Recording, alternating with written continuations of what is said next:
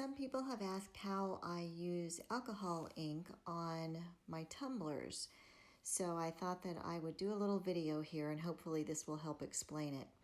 I mixed up 30 milliliters of Tumbler Epoxy 2.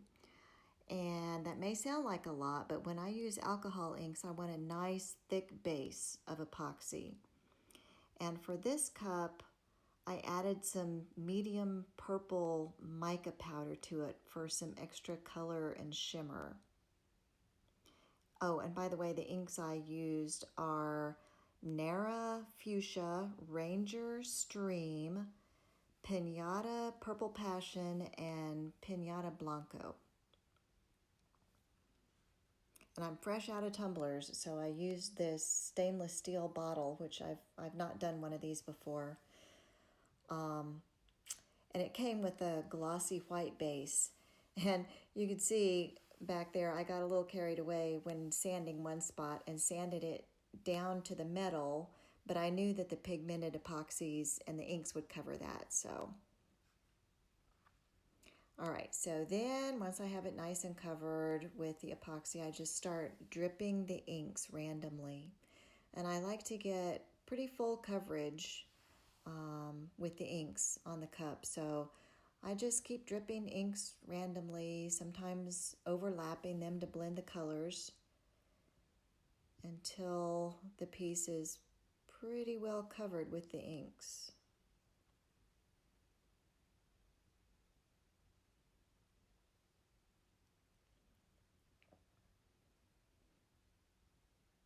You don't have to be real precise with it. You can just drip, drip, drip and go faster than I'm doing. You can just be as wild as you want to be. It's kind of hard for me to be wild when my turner is going this slowly.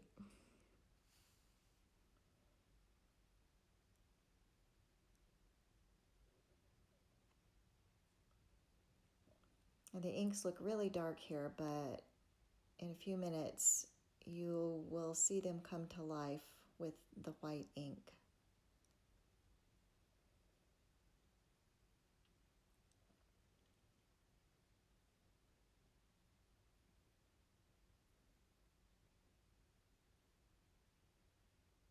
Drip, drip, drip. I tried to speed this up a little.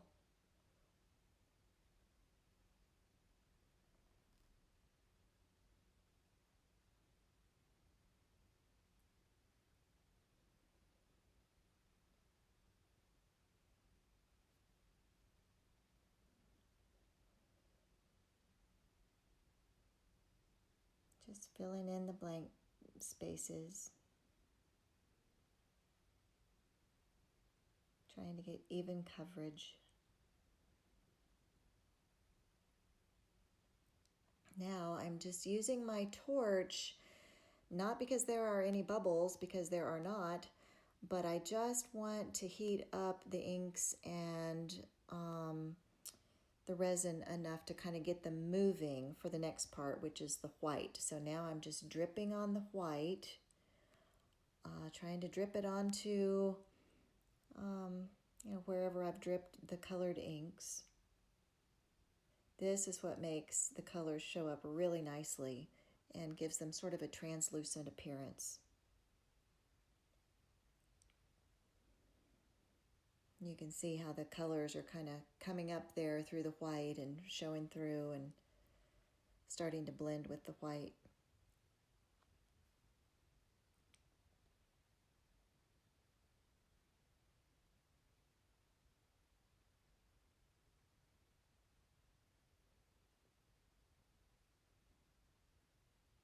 And you can add as much or as little white as you want. It just depends on if you want the cup darker or lighter.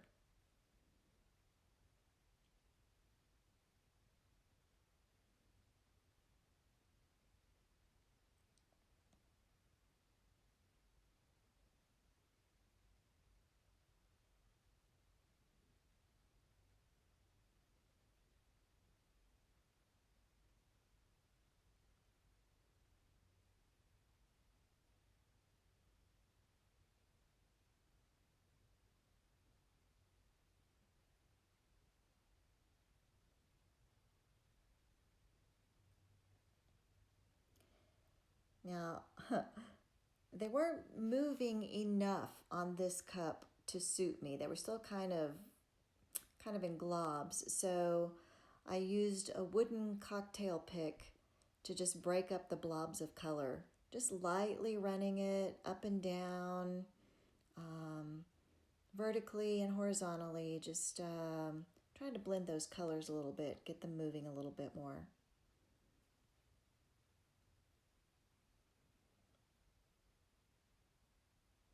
It's kind of fun. You get some fun effects um, with a little toothpick like that. And sometimes I even just use my gloved finger and dab, just dab the colors, and that gets some really fun effects and a lot of blending. That gets a lot of blending.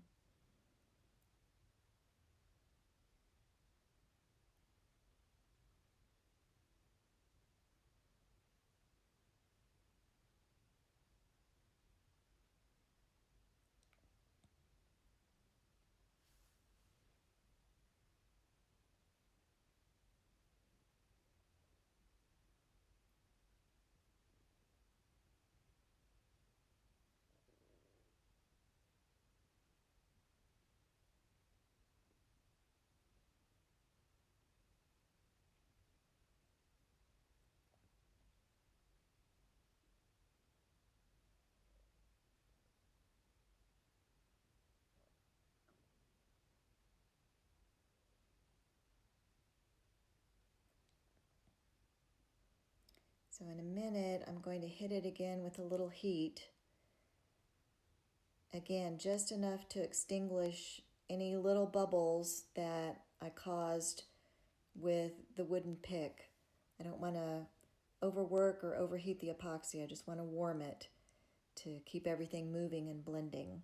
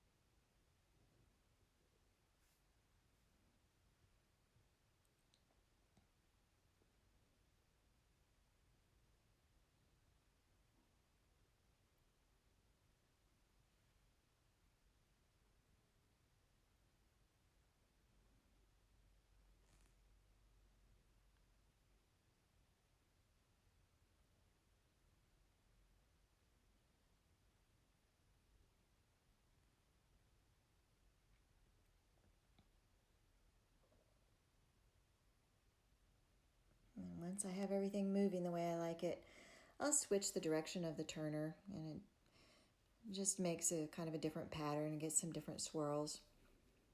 And then I'll kind of look for bald spots, which of course there are none with tumbler epoxy. I've not had a problem with fish eyes or bald spots or anything like that, which is great because when you're working with the alcohol inks, they tend to kind of eat through a thinner epoxy.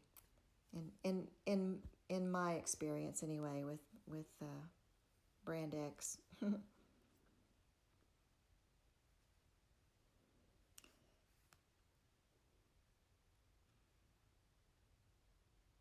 think I'm just touching it up a little bit there. I hope you try this technique if you're into alcohol inks.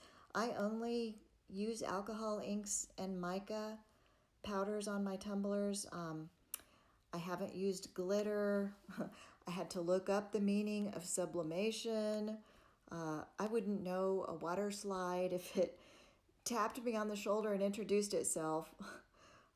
Maybe one day I'll try all of that because it sure looks fun and it's beautiful. But for now, I'll just admire all of those techniques and creations that the other artists do. And that's pretty much it. So after one final inspection, I think I hit it with the torch one more time and then just walk away. You certainly don't have to babysit tumbler epoxy. And I've never used the like the original Tumbler epoxy. I started out with 2.0. And by the way, I've only been using it for like, I don't know, two weeks. It's amazing stuff.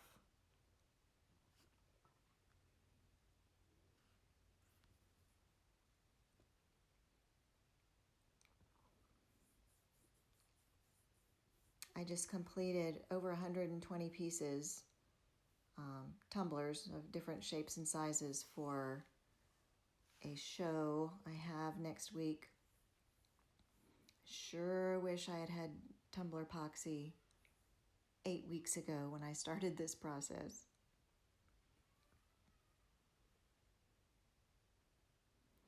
All right, there it is. After just one coat, after just that one coat, and in 2 hours I'll come back and hit it with a flood coat, a top coat, and then it'll be done.